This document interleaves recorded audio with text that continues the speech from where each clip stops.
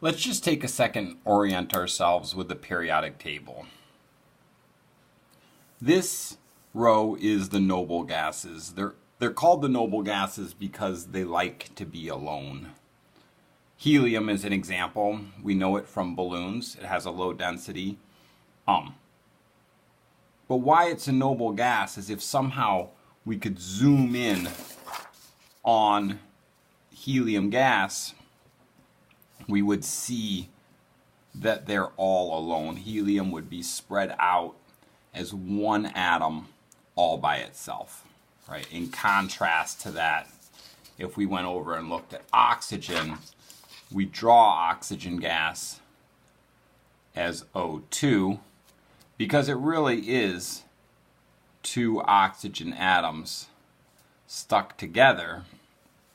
And so if we could see oxygen roaming around in the air, we would always see them in pairs. They need a friend. They're not noble. They can't survive on their own like the noble gases can.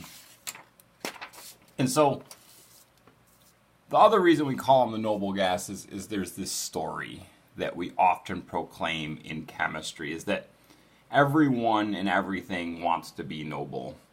It's a pretty vain way of looking at life, but nonetheless, that's the story. So these ones are the noble gases. And for example, fluorine is not noble.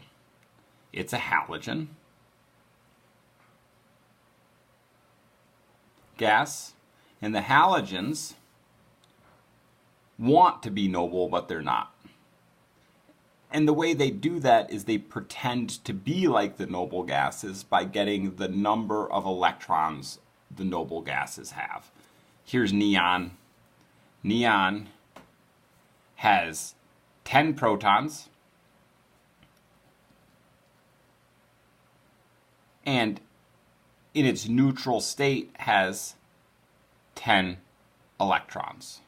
So it has a total charge of 0. Fluorine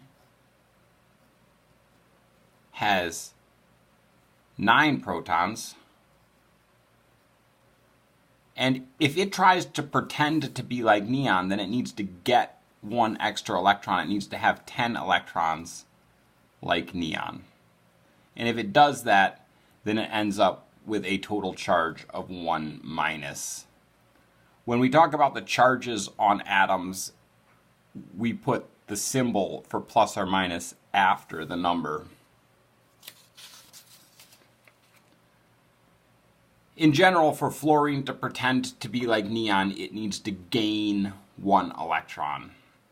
And so it ends up with a charge of 1 minus. That's going to be true for all the halogens. For chlorine to pretend to be like argon, it also needs to gain 1 electron. For bromine to pretend to be like krypton, it needs to gain 1 electron. So these guys all want to be 1 minus.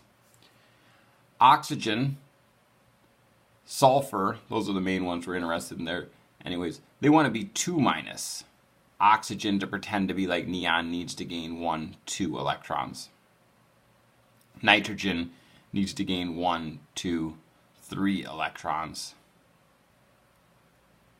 And if we go to the other side of the periodic table, we have the opposite situation, right? Lithium has 3 protons and 3 electrons when it's neutral, and it wants to be like helium, but helium has 2 electrons. And so lithium can lose 1 electron to become like helium. And we remember electrons are negative, so if lithium loses 1 electron, it becomes 1 plus. A little side note, all these are the metals, and over here are the nonmetals, and hydrogen is a nonmetal. It ends up over here for this reason, right? It wants to be 1 plus. It actually has a lot in common with the alkali metals, which is this row. The the alkaline earth metals, beryllium, magnesium, calcium, need to lose 2 electrons to pretend to be like noble gases. Take magnesium, for example. It has 12 protons and 12 electrons when it's neutral or when it's in its metallic state. And it can lose 2 electrons to become like neon. And so losing negative electrons brings it to the 2+. This whole region here, we don't think about in that way. These are the transition elements. They can have charges, like we can discuss that iron really likes to be in the 3+ state, and that copper really likes to be in the 2+ state, and zinc likes to be in the 2+ state, but we don't count them in the same way. These are just things we know or we can look up.